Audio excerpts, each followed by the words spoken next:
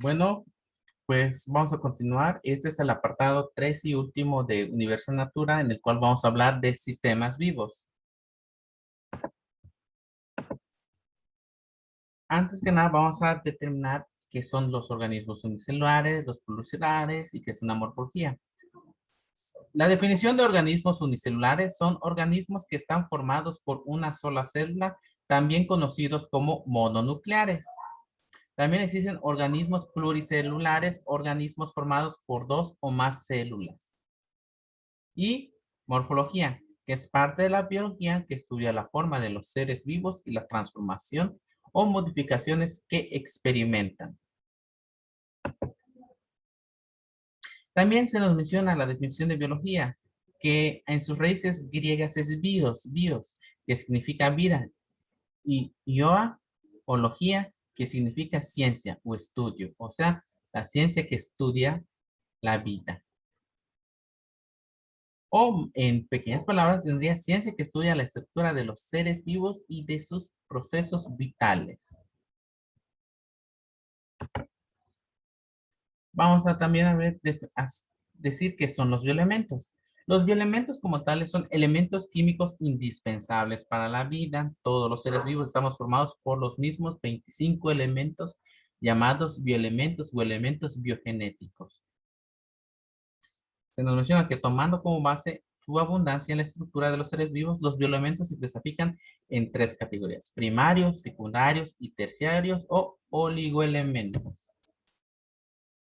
Los primarios es el dichoso CHOMS, que son carbono, hidrógeno, oxígeno, fósforo, azufre y sodio.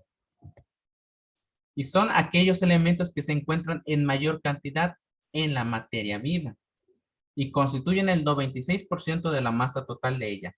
Son el carbono, el hidrógeno, el oxígeno, el nitrógeno, el azufre y el fósforo. Indispensables para formar moléculas orgánicas, glucósidos, lípidos, proteínas y ácidos nucleicos. Estas moléculas orgánicas se encuentran en nuestro organismo y son de vital importancia, ya que forman parte de los procesos biológicos del organismo humano, también de otros organismos fuera de este. Sus características físico-químicas forman enlaces covalentes estables, el oxígeno, el carbono y el nitrógeno. Comparten más de un par de electrones formando enlaces dobles y triples, como lo habíamos mencionado antes. Configuración tetraédrica de los enlaces carbono hace que los diferentes tipos de moléculas orgánicas tengan estructuras tridimensionales diferentes. Esto hace que se induzca la actividad biológica. O sea, que de acuerdo a sus tipos de moléculas y su configuración en el enlace carbono, estas pueden tener una función diferente como tal. La combinación del carbono con otros elementos como el oxígeno, el hidrógeno y el nitrógeno permiten la formación de los llamados grupos funcionales, aquellos grupos que vimos con anterioridad, que son los que dan lugar a las diferentes sustancias dentro del organismo y fuera de él. Aquí está, en esta siguiente tabla se muestran los elementos con su signo como tal, su nombre como tal, y la definición como tal en la cual se encuentra.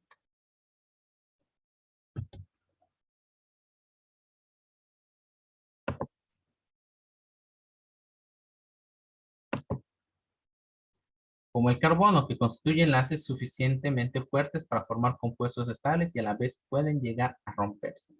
Forman macromoléculas largas, cadenas carbono-carbono, mediante enlaces simples. Puede incorporar una gran cantidad de radicales, lo que le permite la formación de una gran variedad de moléculas. Hidrógeno puede enlazarse con cualquier bioelemento. El oxígeno forma enlaces polares con hidrógeno. El nitrógeno es un grupo amino presente en todos los aminoácidos. Eso es de vital importancia en la parte genética del ARN y ADN del cuerpo humano. El azufre, enlaces disulfuro. Y fósforo, enlaces de alta energía o ATP. El oxígeno es un elemento electronegativo. El nitrógeno se encuentra en todos los aminoácidos, todas las bases nitrogenadas de los ácidos nucleicos. El azufre en las proteínas como un radical sulfuro y el fósforo forman parte de los nucleótidos. Los otros elementos que son los secundarios son aquellos elementos que se encuentran presentes en todos los seres vivos, en un 4.5% en la materia viva. es el resto que hace falta para completar el 100%. En estos encontramos el magnesio, potasio, sodio, cloro, hierro y calcio.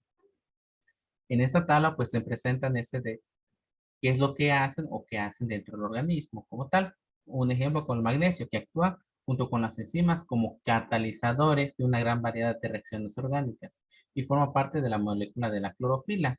Cuando hablamos de un catalizador es como una sustancia que va a ayudar a que la reacción sea lenta, sea rápida o que se produzca una reacción.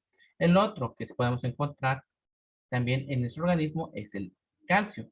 Como carbonato de calcio forma parte de la estructura esquelética, o sea, es parte fundamental en los huesos e interviene en la contracción muscular, coagulación sanguínea y transmisión de impulsos nerviosos.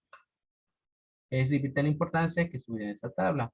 Otro ejemplo, vamos a hablar sobre el cloro que interviene directamente en el balance de agua en la sangre. Los otros elementos que son terciarios o oligoelementos son aquellos elementos que se presentan en cantidades pequeñas en los organismos de los seres vivos, que es un menos del 0.05%. Acá son 60 oligoelementos, pero de los, de los 60, 14 son considerados más comunes como el magnesio, cobre, zinc, flúor, níquel, boro, cromo, vanadio, cobalto, silicio, selenio, yodo, hierro y molibdeno. Ahora, en las biomoléculas, que son moléculas orgánicas, su formación es a partir de los enlaces de los compuestos que realizan los bioelementos. O sea, de los bioelementos primarios y secundarios se pueden enlazar con otros compuestos con moléculas orgánicas. Estos grupos se clasifican en dos: biomoléculas inorgánicas, en el cual están el agua y las sales minerales, y las biomoléculas orgánicas, que son los carbohidratos, los lípidos, proteínas y ácidos nucleicos. Antes que nada, primero tenemos que conocer qué son los bioelementos, que son los primeros, que son primarios, secundarios y terciarios, de los cuales, como se menciona, que de acuerdo a su enlace y a la unión van a formar moléculas orgánicas. De las más importantes en nuestro organismo son los carbohidratos, los lípidos, proteínas y ácidos nucleicos. Cada uno interviene en un proceso biológico dentro de nuestro organismo, algunos aportando energía, otros aportando grasas, otros creando nuevos elementos y otros que literalmente trabajan en las bases del ARN y ADN de información genética. Las biomoléculas inorgánicas no son sintetizadas por los seres vivos, sin embargo, son indispensables para la vida. Ojo, ahí lo tienen que entender. Ahora, las biomoléculas orgánicas son sintetizadas por los seres vivos únicamente, carbohidratos, lípidos, ácidos nucleicos, etc. Se encuentran formadas de carbono principalmente. Entre los primeros encontramos a los glúcidos, que son más abundantes en la naturaleza. Se componen de carbono, hidrógeno y oxígeno. Entre esos glúcidos incluimos al azúcar simple, que es un monosacárido. Monosacárido es por 1. Oligosacáridos, 2. Y polisacáridos varios. Los monosacáridos son la unidad básica de la cual se forman todos los demás tipos de carbohidratos. ¿Y qué son los glúcidos? Son carbohidratos, azúcares como tan simples o... Entre los carbohidratos en la siguiente imagen van a ver que se encuentra la glucosa y la fructosa. Fíjense que su estructura es casi idéntica. Nada más lo único que cambia son sus grupos funcionales. En la glucosa se encuentran un grupo aldehído y 2 y 3 grupos hidroxilo. A diferencia de la fructosa, que tiene un grupo hidroxilo, un grupo cetona y igual que la glucosa tiene 3 grupos hidroxilo. La única diferencia que hay entre la glucosa y la fructosa es su grupo funcional cetona, aldehído y el grupo hidroxilo como cabeza. Dentro también de los glucósidos o carbohidratos encontramos a los monosacáridos, que son carbohidratos más simples. Tienen por lo menos 2 grupos hidroxilo. La mayoría se disuelve en agua. tiene un aldehído o un grupo cetona. Si ustedes se fijaron en el grupo, los grupos aldehídos, véanlo cómo están. Aquí están, pues, encontraremos al grupo aldehído y a un grupo cetona. La glucosa la usan las células como fuente instantánea de energía. También nosotros lo utilizamos como fuente de energía, como estructura fundamental y como precursor de otros compuestos. La fórmula molecular, pues, molecular, entiéndanlo. Su fórmula molecular es C6H12O6, o sea, 6 carbonos, 2 hidrógenos y 6 oxígenos. Su fórmula general de la glucosa. La glucosa mayor conocida como azúcar. Y ustedes dirán, ¿por qué hay? Aquí dice D-glucosa, forma abierta, y la otra B, beta de glucosa. Son distintas glucosas como tal. ¿Y por qué una se ve así bonita en línea y la otra se ve en círculo? Porque son sus formas distintas. La imagen que ven acá es como un grupo reductor va a cambiar y se le adhiere un grupo pirano para dar distintas, un alfa de glucosa y una beta de glucosa. Son distintos. A partir de un simple azúcar como la de glucosa se pueden sacar otras dos. En ese sentido se le agregó un pirano para formar esos dos compuestos. En ese sentido, lo único que van a ver de diferencia es la posición del grupo hidroxilo en la alfa de glucosa o de glucosa. Es casi como mirarse en, en el espejo. Son dos imágenes especulares o dos imágenes distintas. Y en ese sentido, sus posiciones de cada elemento como tal distinguirían. Y en la distinción de, de una alfa y una beta glucosa es su grupo hidroxilo. A diferencia de la alfa de glucosa, el grupo hidroxilo en este apartado queda abajo y en la beta de glucosa queda hacia arriba. Pero siguen conteniendo los mismos organismos con los que está formado o su fórmula general.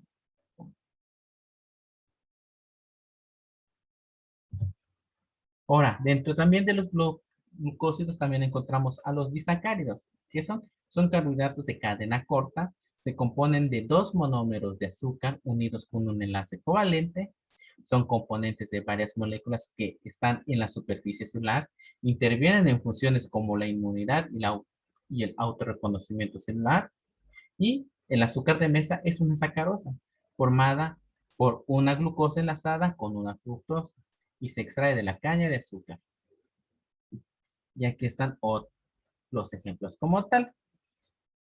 Esta es la maltosa que se puede encontrar en los granos de cebada que se utiliza mucho en la industria cervecera, que está formada por una alfa de glucosa y una beta de glucosa, alfa 1,4.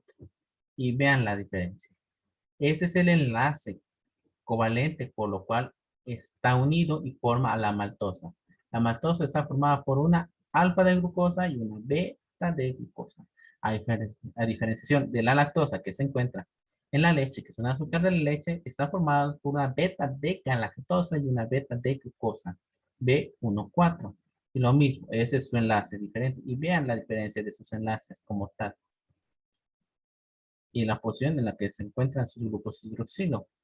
La sacarosa, que es la dichosa azúcar de mesa, como se mencionó, es la alfa de glucosa y la beta de fructosa, alfa 1B12, como vimos acá. Y vean cómo cómo se obtenemos el azúcar a partir de una de glucosa junto a la unión de, de otro azúcar, dan estos dos azúcares para formar la dichosa sacarosa, que es el azúcar de mesa obtenida de la caña de azúcar. Seguidamente encontramos a los polisacáridos, que son cadenas rectas o ramificadas de muchos monómeros de azúcar. También es un glucósido, por ejemplo, a menudo de cientos de miles, como tal. Las más comunes son la celulosa, almidón y glucógeno. Contienen glucosa, pero se distinguen por sus propiedades. Aquí cambia mucho por sus propiedades. No son muy solubles en agua y esto los hace funcionar como almacenes de energía a corto plazo. Y aquí en ese sentido, el primero que van a ver va a ser la celulosa, el almidón y el glucógeno. Y fíjense muy bien que casi tienen la misma estructura el almidón y el glucógeno. Nada más la única diferenciación va a ser en sus grupos oxidilo y la diferencia en qué azúcar esté unido como tal. Ahora, dentro de otros que como carbohidratos, ahora vamos a seguir como con los lípidos. ¿Y qué son los lípidos? Son hidrocarburos no polares, no son solubles en agua y ustedes mismos lo saben y lo aprenden. Las células los utilizan como depósitos de energía, igual que los carbohidratos. Dan un material estructural o soporte y son moléculas señalizadoras que dan señal. La característica de los lípidos es muy común que nosotros lo veamos a simple vista en nuestro hogar. Son aceitosos o grasos al tacto. Son las grasas fosfolipídicas y ceras y son las grasas y los aceites que los utilizamos para cocinar. Y cuando decimos no son solubles en agua, es que no se disuelven como tal. Y cuando colocan agua con aceite, van a ver que hay dos fases, una líquida y una aceitosa. Entre las grasas y aceites de los lípidos podemos al molde de glicerol y a las moléculas de glicerol y a los ácidos grasos. Entre estos más importantes son los triacilglicéridos, que son lípidos más abundantes y constituyen el reservorio más rico de energía. Y cuando escuchan triacilglicéridos, se les viene algo llamado triglicéridos. ¿Y qué son esos? Los triglicéridos son moléculas de glicerol unido a tres ácidos grasos. Y ahí van a ver la imagen. Esos son los tres ácidos grasos unidos a una molécula de glicerol que vendría siendo esto. Son ácidos grasos. Inicia como un grupo carboxilo unido a una estructura de hasta 36 átomos de carbono. Y estos tienen uno, dos o tres átomos de hidrógeno unidos por un enlace covalente. Los ácidos grasos pueden ser saturados o insaturados. El primero contiene enlaces individuales, el saturado, y los insaturados contienen uno o más enlaces covalentes. Y véanlo cómo se ve un ácido graso como tal libre. Esa es la molécula del glicerol, que está como tal unida a tres grupos o tres ácidos grasos. En los fosfolípidos, la estructura del glicerol es básica. Son dos colas de ácido graso no polares y una cabeza polar. Principalmente componente de la membrana celular formando una capa doble o una bicapa fosfolipídica. O sea que en las células, cuando dicen membrana celular, es que esta membrana está formada por fosfolípidos o una bicapa fosfolipídica, cabezas hidrofílicas y dos colas hidrofóbicas. Contiene un grupo fosfato, de ahí su nombre como fosfolípido. Y aquí en la imagen, pues, se presenta. Esta es la imagen del glicerol como tal, que estoy señalando en este momento. Y de ahí, de los fosfolípidos, es una colina más un grupo fosfato más un glicerol y dos cadenas de ácido graso. En ese sentido, la estructura como tal de la cabeza o grupo polar sería la colina y el grupo fosfato, el glicerol y las cadenas de ácidos grasos como tal.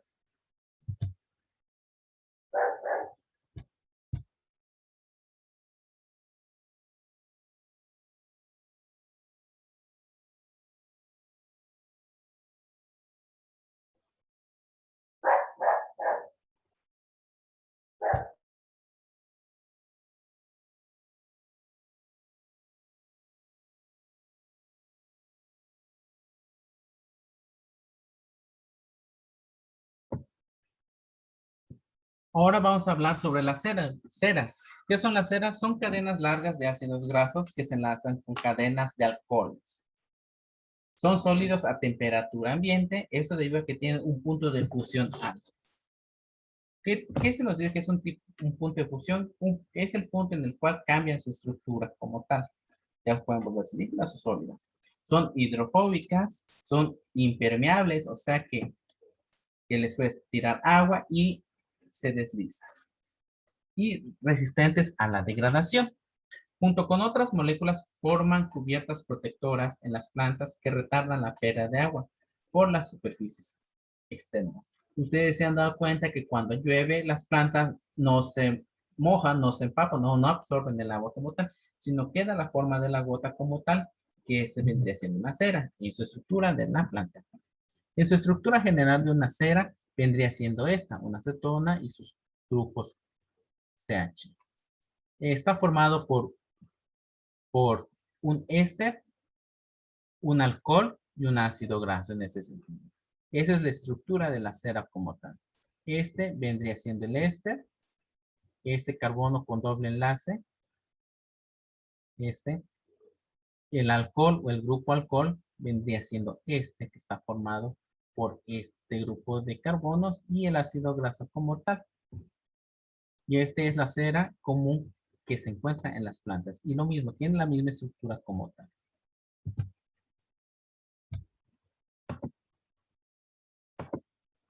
Ahora, dentro de las macromoléculas vamos a también hablar sobre las proteínas. ¿Qué son las proteínas? Son biomoléculas con estructura más diversa y es un poco más compleja. Encargan de mover sustancias dentro de la célula. Mayormente las proteínas son las que ayudan mucho al enlace de un medicamento para que llegue a su punto de acción dentro del organismo. Encargada de la defensa contra agentes patógenos que ayudan, o sea que las proteínas ayudan en el sistema inmunológico como tal y también son encargadas de ayudar a que las células se comuniquen.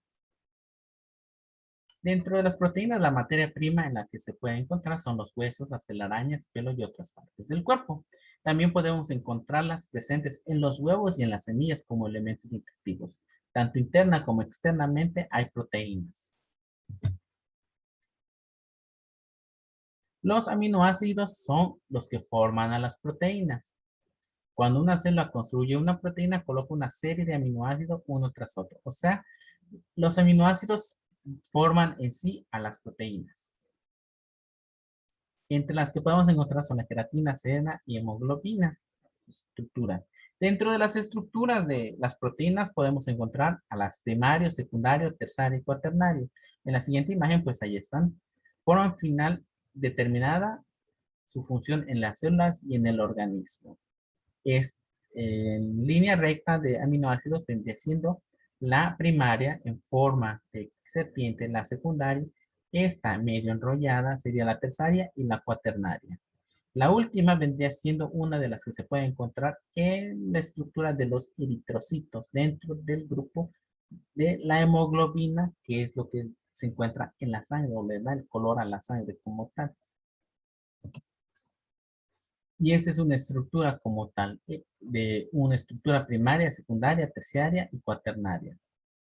Ahí están los aminoácidos, que en la estructura primaria, en la cual están los aminoácidos como la lisina, la glicina, la leucina, la valina, la alanina y la histamina. En la hélice se ve más compleja, es una hélice alfa que la podemos encontrar en las estructuras del ADN.